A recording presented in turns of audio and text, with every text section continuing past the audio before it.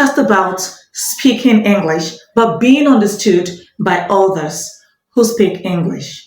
Or did I hear you say that who English help? Do I really have to understand English? Well, any language worth speaking at all is worth speaking well.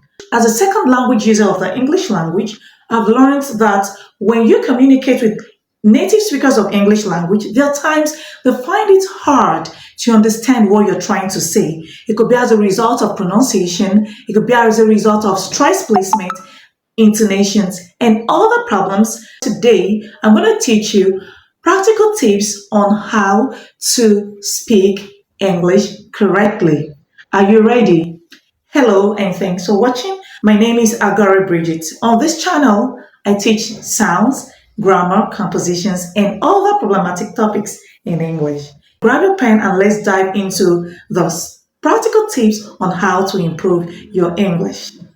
One of the biggest hardest learners face is with the accents. Accent has to do with your uniqueness, that unique accent that you have.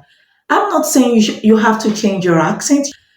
You don't have to change your accent for you to speak well, but you just have to make sure that you are understood. Hence, the first problem we're going to look at is with the silent sounds. If you're unable to identify silent sounds in words, you mostly pronounce the words wrong.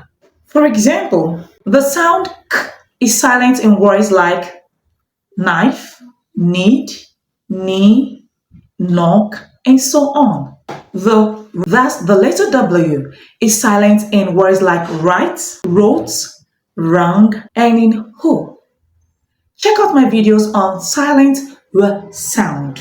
I'm sure you find it useful. When you just say comb or thumb, you're sounding different. It's going to give another meaning. So you just say thumb, comb, death, like death and not depth, climb and not climb.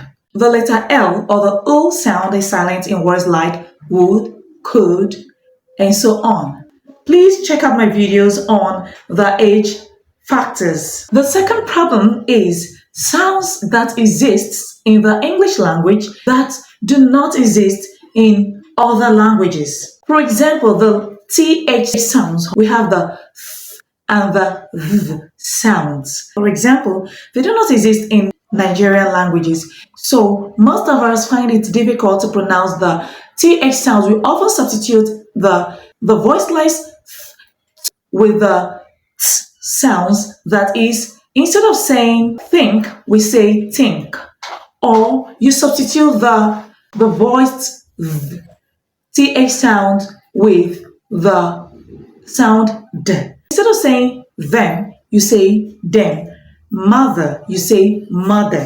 And it could give us another meaning. For example, if instead of saying thank, you say tank. You have to work on some sounds or some phonemes that exist in the English language that do not exist in our own languages. In some languages, when they speak English, they tend to substitute the O for the sound. For example, instead of saying love, they say love. Instead of saying light, they say right. What do? You really have to work on most of these phonemes so that you can use them properly. Remember, I'm not trying to say throw away your language. Another challenge is the weird stress pattern or the intonation. For example, when we have stress shifts in words, it tends to change the meaning. Let's look at these words, present and present. Please present the gift to the student present. The second one is record and record. Please record the record. Another problem is with the use of intonation. Intonations have to do with the rise and fall of the pitch of the voice. So when you speak, it depends on the meaning you're trying to pass. We have grammatical and attitudinal functions of intonations, but most of us tend to use attitudinal functions of the intonations. Another problem is consonant clusters. That is, consonant clusters in word endings.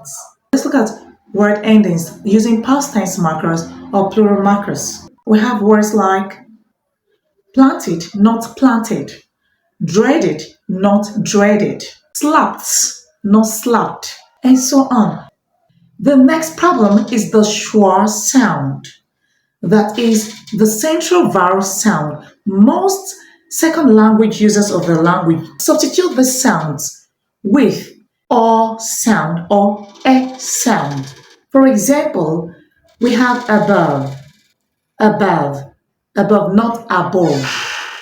Now we have the word mother, not mother, as in substitute. And then we have it in words like problems, not problem, not problem. So we have it also with the phonemes E sound and the E sounds. Where you're supposed to say receive, you just simply say receive. Where you're supposed to say feel, you say feel. You really have to know how to pronounce most of these phonemes and identify them in words. Now you know the problems, how can we eradicate them?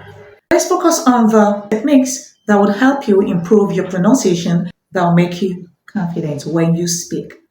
First, master your phonemes or your sounds. That is your international phonetic alphabet. You have to master the phonemes. Please check out my video on how to pronounce the p and the b sounds. Please check out my video on how to articulate the th sounds. A second tip is record yourself when you speak. It's like a game changer. It's fun or optimistic to hear your mistakes. Now we have AI tools that would help you correct your English. So you can download some of these AI tools to help you pronounce your words correctly and listen to yourself. Then that would help you improve on yourself. Another tip is mimicking native speakers. It could be via movies or shows. I've learned so much by mimicking native speakers when I speak. You can do that as well. The next is practicing tongue twisters. It's fun when you practice tongue twisters. It helps you to really identify your problems with some phonemes. Like Peter and Paul used the pot to pick some potatoes. Oh, did I get that correctly? You can practice that. I use the sound p to practice tongue twisting. The next tip is practice one or two techniques at a time. Do not rush yourself. You have to take them one at a time so that you practice, you incorporate what you've learned.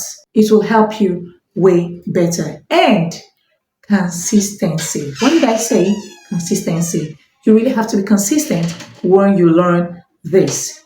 Well, consistency is the key to everything that you do. So far, we've looked at how to practice or how to master your pronunciation in English language. I hope you've learned something. If you have, remember to subscribe.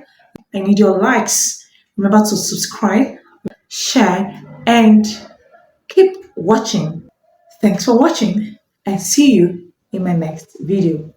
Bye-bye.